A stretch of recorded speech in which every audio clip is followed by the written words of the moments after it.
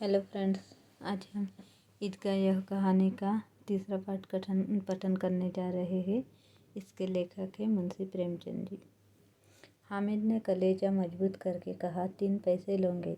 यह कहता हुआ वह आगे बढ़ गया कि दुकानदार की घुड़कियाँ न सुने, लेकिन दुकानदार ने घुड़कियाँ नहीं दी, बुलाकर चिमटा दे दिया। हामिद ने उसे इस तरह कंधे पर रखा मानो बंदूक है और शान से अकड़ता हुआ संगियों के पास आया। जरा सुने सबके सब क्या क्या आलोचनाएं करते हैं। मोहसिन ने हंसकर कहा, यह चिमटा क्यों लाया पगली, इसे क्या करेगा? हामिद ने चिमटे को जमीन पर पटक कर कहा, जरा अपना भिश्ती जमीन पर गिरा तो सारी पसलियाँ तो चूर चूर हो जाए बच्चा की। महमूद बोला, तो यह चिमटा कोई खिलौना है? हामिद, खिलौना क्यों नहीं है, अभी कंधे पर रखा बंदूक हो गई, हाथ में ले लिया फकीरों का चिमटा हो गया। चाहूँ तो इसे मंजीरे का काम ले सकता हूँ। एक चिमटा जमा दूँ तो तुम लोगों के सारे खिलौनों की जान निकल जाए। तुम्हारे खिलौने कितना ही जोर लगाए, मेरे चिमटे का बाल भी बांका नहीं कर सकता। मेरा बहादुर शेर है चिमटा। सम्मी ने खंजरी ली थी। प्रभावित होकर बोला, मेरी खंजरी से बदलोगे तो आने की है। हामिद ने खंजरी की ओर उपेक्षा से देखा। मेरा चिमटा चाहे तो तुम्हारी खंजरी का पेट फाड़ डाले।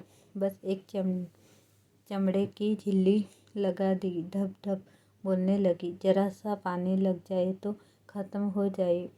मेरा बहादुर चिमटा आग में, पानी में, आंधी में, तूफान में बराबर डटा खड़ा रहेगा। चिमटे ने सभी को मोहित कर लिया। अब पैसे किसके पास धरे हैं? फिर मेले से दूर निकल कर आए हैं। 9 कब के बज गए। धूप तेज हो रही है। घर पहुँचने की जल्दी हो रही है। बाप से जिद भी करे तो चिमटा नहीं मिल सकता। हामिद है बड़ा चालाक, इसीलिए बदमाश ने अपने पैसे बचा रखे थे। अब बादकों के 2 दल हो गए हैं।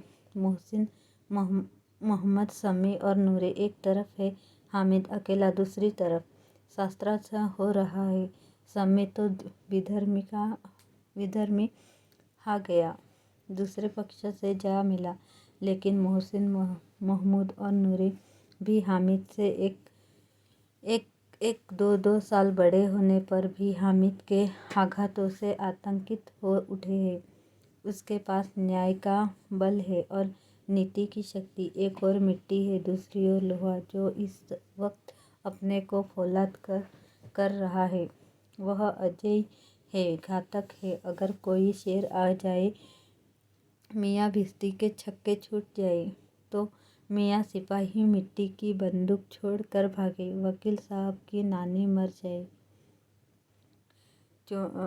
चौके में मुंह छिपाकर जमीन पर लेट जाए, मगर यह चिमटा, यह बहादुर, यह रुस्तम में हिंद लपक कर शेर की गर्दन पर सवार हो जाएगा और उसकी आंखें निकाल लेगा। मोहसिन ने एड़ी चोड़ी का जोर लगाकर कहा, अच्छा, पानी तो नहीं भर सकता?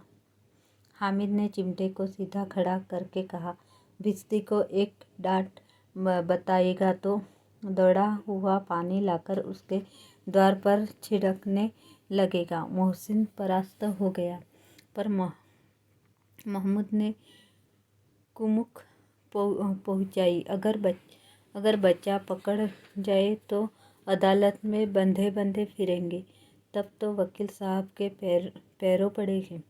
हामिद इस प्रबल तर्क का जवाब न दे सका। उसने पूछा, हमें पकड़ने कौन आएगा? नूरे ने अकड़कर कहा, यह सिपाही बंदूक वाला।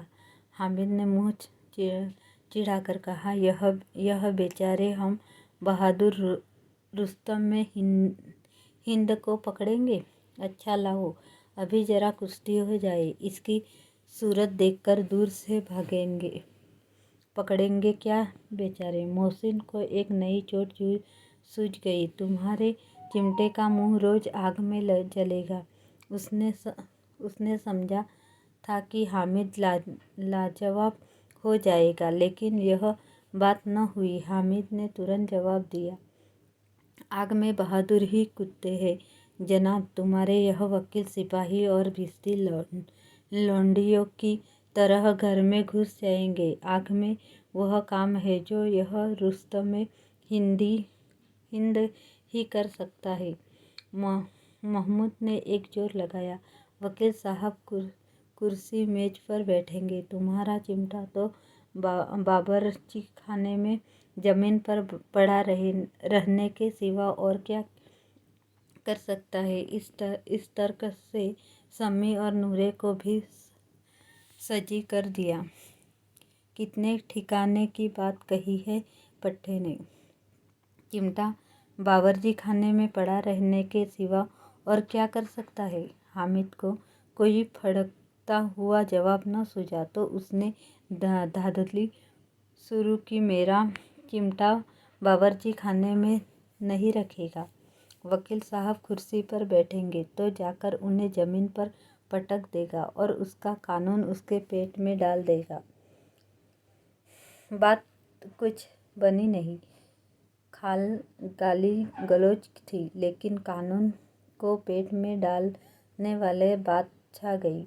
ऐसी छा गई कि तीनों सुरमा मुंह ताकते रह गए, मानो कोई दिलचार कानकौवा किसी गंडे वाले कानकौवे को काट गया है। कानून मुंह से बाहर निकलने वाली चीज है, उसको पेट के अंदर डाल दिया जाना बेतुकी सी बात होने पर भी कुछ नयापन रखती है। हामिद ने मैदान मार लिया। उसका चिमटा रुस्तम हिंद है।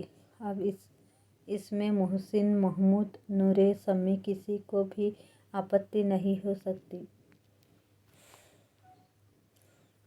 विजेता को हारने वालों से जो सत्कार मिलना स्वाभाविक है, वह हामिद को भी मिला। औरों ने 3-3, 4-4 आने पैसे खर्च किए पर कोई काम की चीज न ले सके।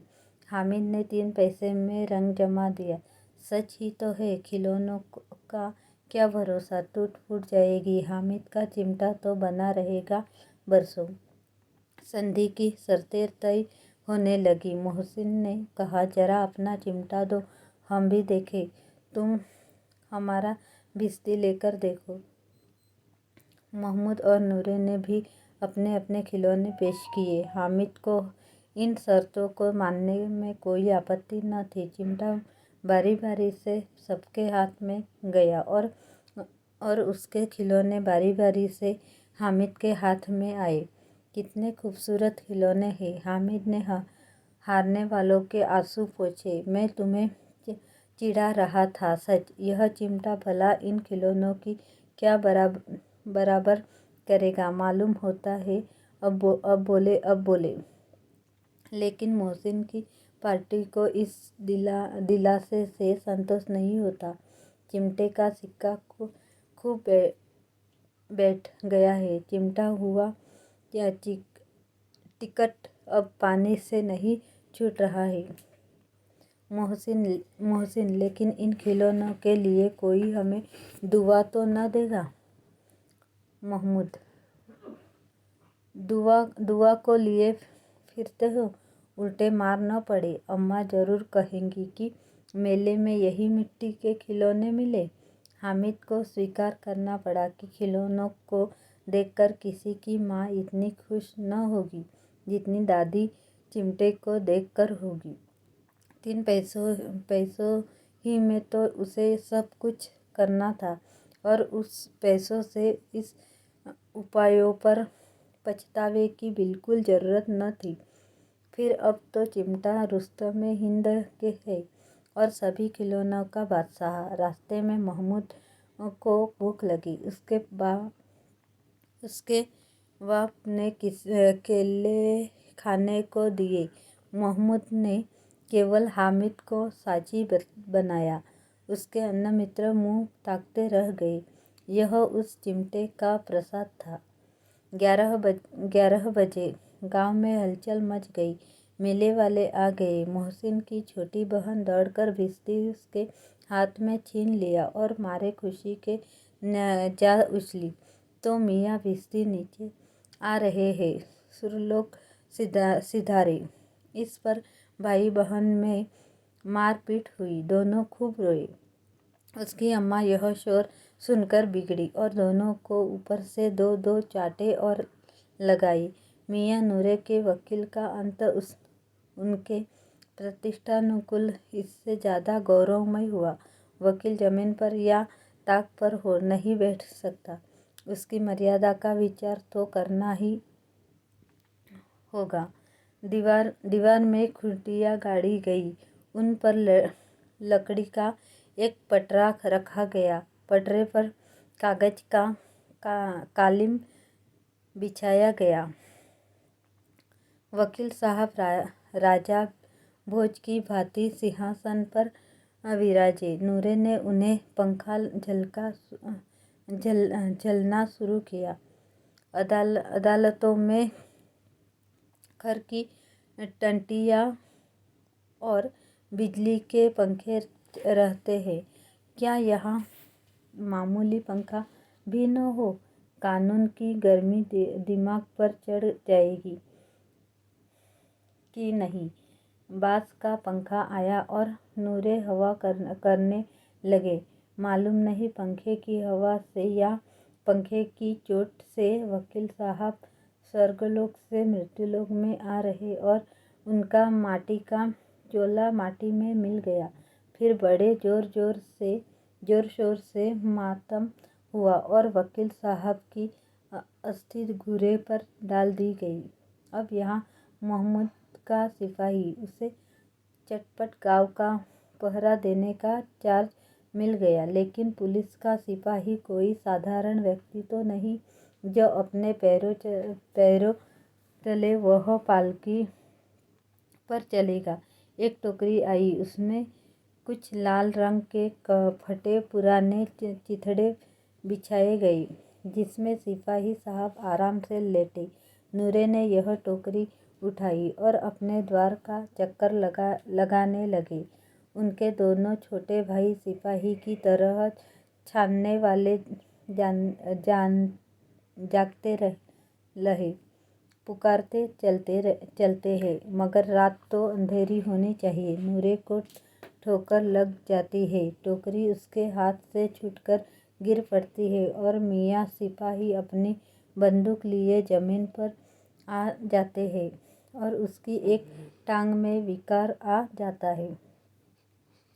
महमूद को आज ज्ञात हुआ कि वह अच्छा डॉक्टर है। उसको ऐसा मरहम मिल गया है जिससे वह टूटी टांग को आनन फानन जोड़ सकता है। केवल गूलर का दूध चाहिए। गूलर का दूध आता है, टांग जवाब दे देती है। शल्य क्रिया असफल हुई तब उसकी दूसरी टांग भी तोड़ दी जाती है। अब कम से कम एक जगह आराम से बैठ तो सकता है। एक टांग से तो न चल सकता था न बैठ सकता था। अब वह सिपाही सन्यासी हो गया है, अपनी जगह पर बैठा बैठा पहरा